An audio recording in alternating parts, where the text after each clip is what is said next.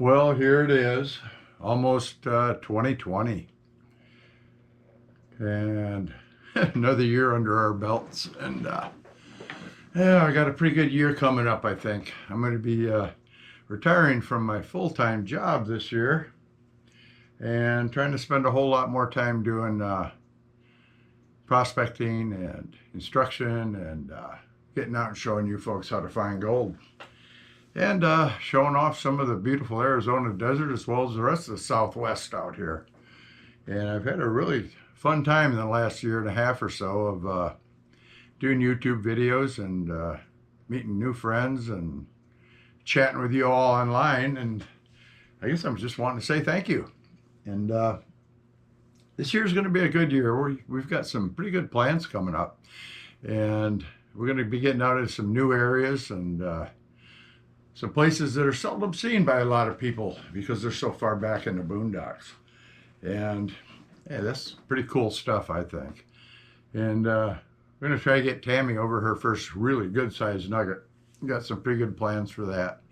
And speaking of nuggets, her first nugget, I don't know if I've ever really told this story, but Tammy got her very first nugget up in Prescott, Arizona. And I'd taken her up there panning once or twice, and we had a lot of fun. And I finally got her to the point where she said, you know what, I want to try a metal detector. So we got her a Gold Monster 1000, and we went up to hunt in the hills up in Prescott there, near Lynx Creek. And I had a couple patches up there that we worked. A patch is a spot where you find a lot of nuggets in one area, so we call it a patch, you know, like a patch of flowers or a patch of this or a patch of that. And at the time I didn't know it, but the coil on the machine she had was a little bit messed up and we had to get it replaced. And it was giving a lot of false signals, driving her a little nuts trying to learn how to use a metal detector. And I was helping her, showing her what target sounded like and whatnot. And we dug some BBs and some other stuff. And I got over a halfway decent target. So I called her over and I said, there's a target right here. So she's swinging around that target. She got to hear it. She studied the sound a little bit and stuff. And she decided to dig it up. Well, this was summertime. I think it was probably in late June or early July.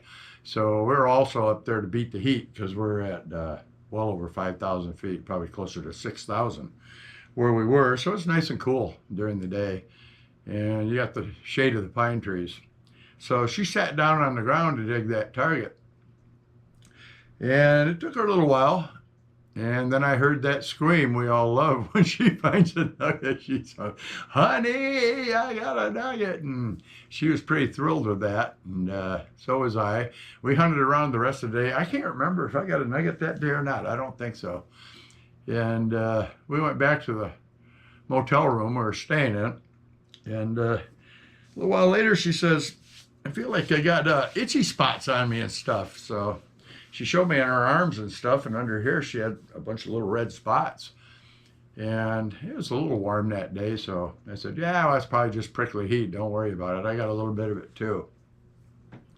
Well, time progressed that day. We had a pizza and went to bed.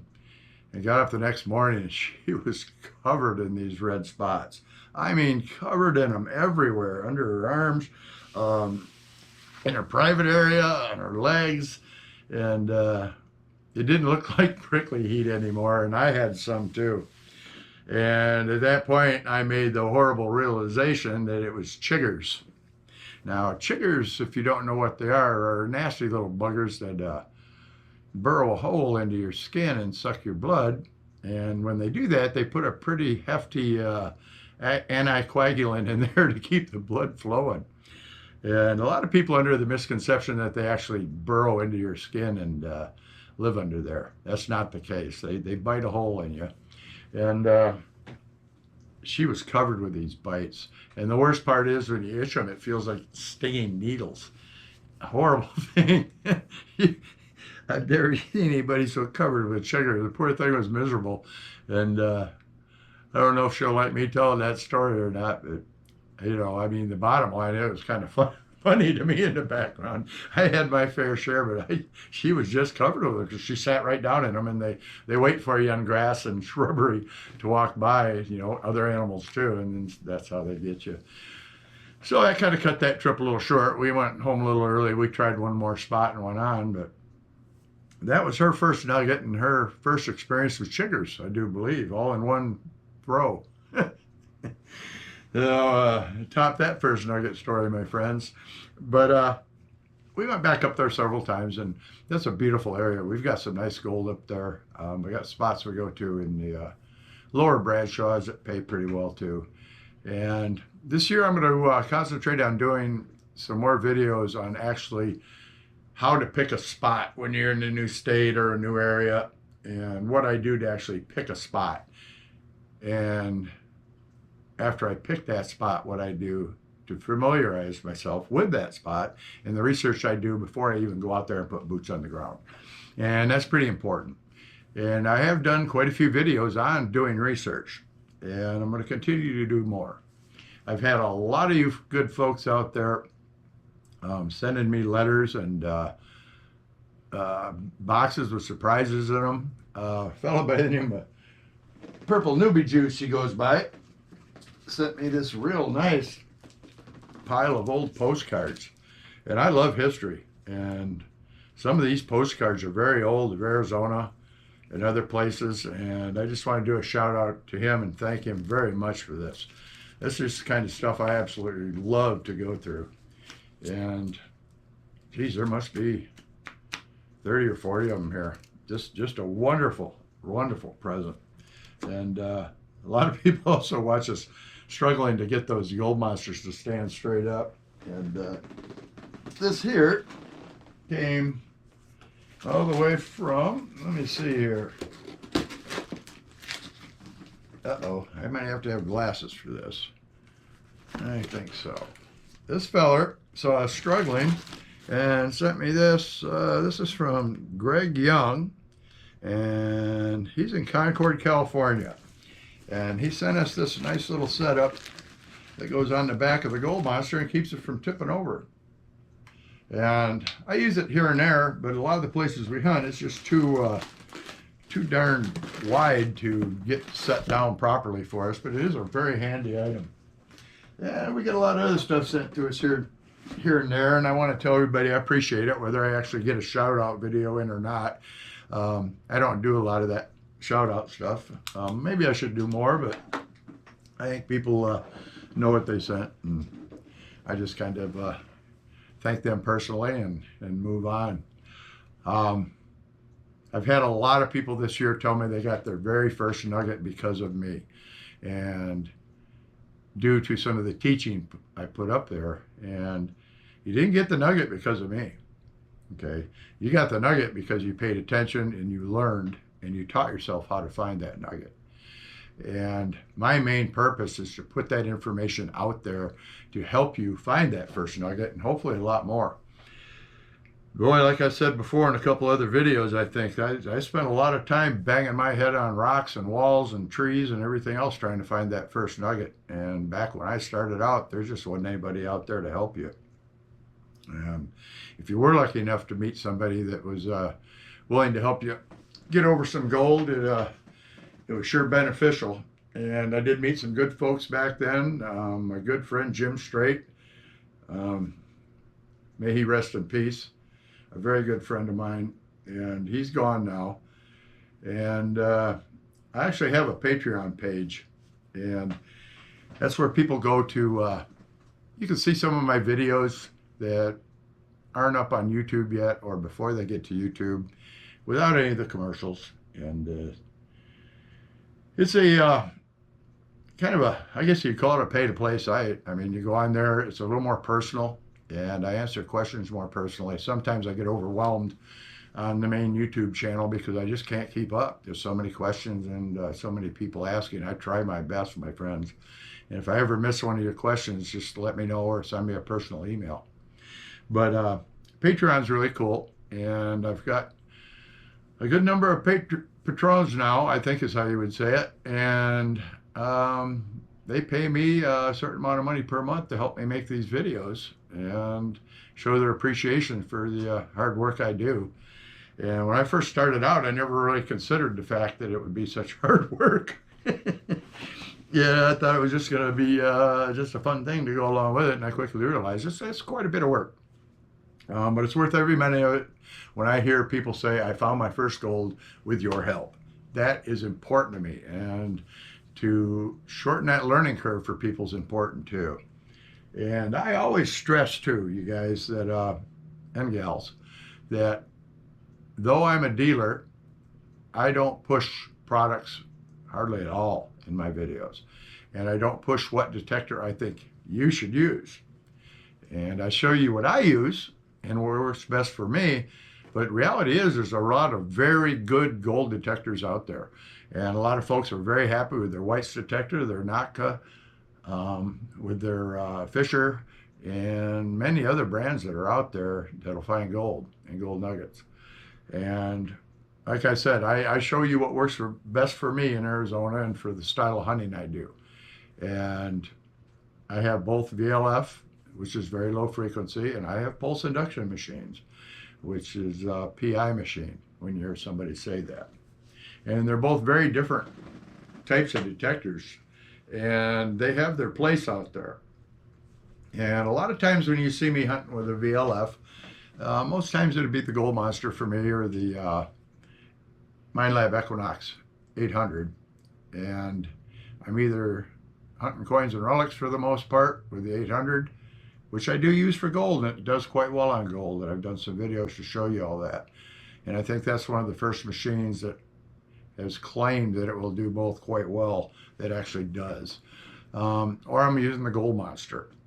And when I'm using a VLF, I'm generally hunting shallow ground, or I'm raking and hunting tailings piles, or I'm actually placering, which referring to that, I mean digging ground away to get to the bedrock in a wash, and then detecting that shallow area that I exposed.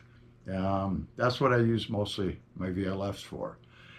And if I'm hunting deep ground, and what I consider to be deep ground would be ground somewhere over, let's say 8 inches or more. Generally, I'm using a pulse induction machine. And if it's not super deep ground and there's some small gold there, and I'm looking for small gold at better depths, then I can get them with my VLF. I'm generally using the Minelab SDC 2300 pulse induction machine. And it uses multi-period fast technology. And it's just a wicked little beast. And it's waterproof, which is pretty cool when it's raining or whatnot. And the next step up from that is my GP 3500. Yes, I like the 5000. Yes, I like the 4500. Yes, I like almost all of my lab pulse induction machines. Mine is a little bit special in that it's been modded. And it was modded by a fellow named Woody over in Australia. So it's got a few extra little tweaks into it that I think are quite beneficial sometimes when I'm out hunting. And I also use the GPZ 7000, which is a whole new technology in itself. It's a zero voltage transmission technology. A lot of folks slip a little bit and say zero voltage technology, but I guess that's somewhat accurate, but it's actually zero voltage transmission.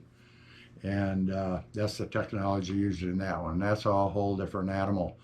And it goes very deep, very deep. Now, going very deep sounds mighty romantic, and I know that everybody wants to go down and get that giant deep gold nugget. And they're out there. There's still a lot of them out there. Not as many as there were a long time ago, but my friends, there's still a lot of them out there. But when we dig those deep holes, we dig deep trash too. Unfortunately, not as much of the trash is that deep unless you hit a dump or a place where they buried it, or a place where the ground's been turned over quite deeply. And a lot of times those deep targets turn out to be really nice gold nuggets in areas that produce bigger gold. And the reason I have all those different technologies is simply because if I go to a new area and do that research, I want to be able to have the proper machine to work that area properly without having to run all the way back home or ruining my trip and having to come back another time because I didn't bring the right machines. So generally I carry 3 or 4 different machines with me when I go on a trip. And sometimes our trips are 3-4 days at a time, so you don't want to have to drive home and get stuff you forgot, as we all have. It can be very difficult, starting out especially. People get frustrated. They don't know, they're digging nothing but trash. And the reality of it is I actually enjoy digging some of the trash. You know, the history involved in some of the stuff I dig up, like the prospectors' claim papers and that old tobacco tin and stuff like that are just really interesting to me. And how to get there, you know, who was using that.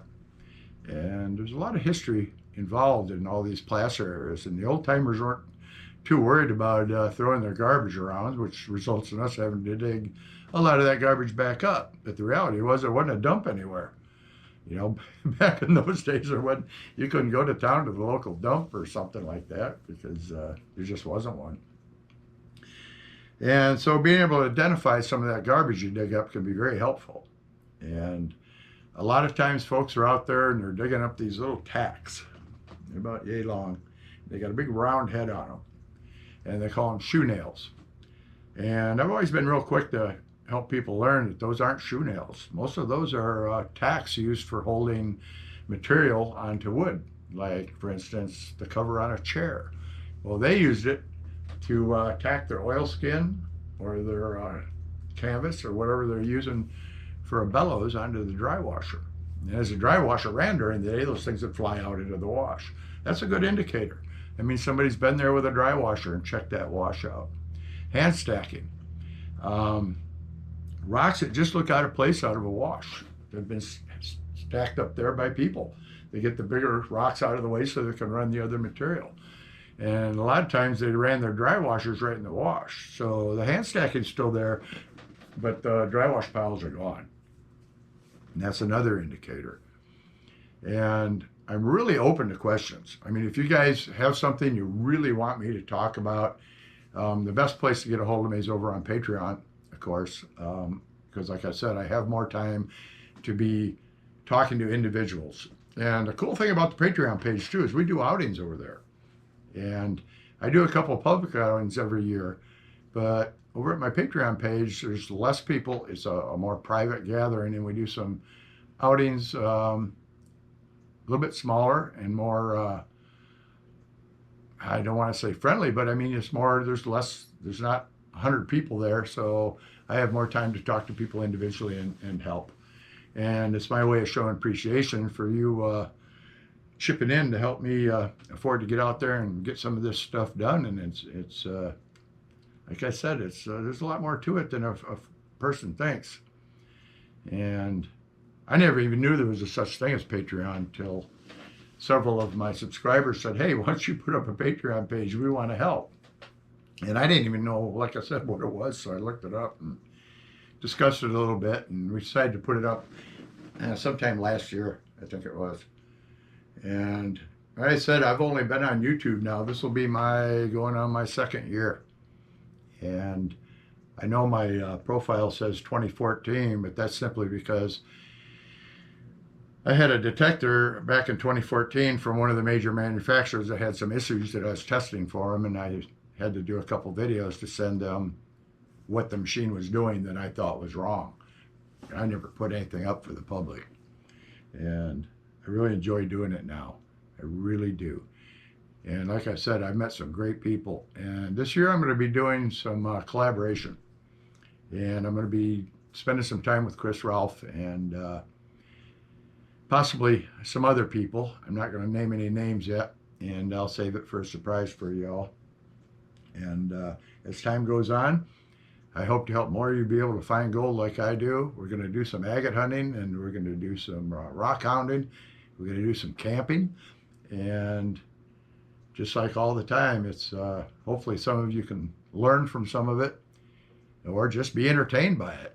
And I do understand what it's like to sit in traffic for 3 or 4 hours. But man, you folks that have to do that every day, I sure feel for you. And I guess it's kind of nice to have something to watch while you're sitting in that traffic trying to get home from work. I've always been fortunate enough to live pretty much out in the boondocks, so I didn't have to deal with a lot of that traffic. And I guess this video is simply just to let you know what's coming up. And we have a lot of fun planned, and I'm going to show you some stuff, and I'm going to try to get some more things in there that I haven't had time to explain yet. A few more stories. I've got a pile of those over the years. And do some collaboration with some of these folks I really respect out there that are working really hard to help train folks too. I mean, you got guys like Chris Ralph, the professional prospector out there.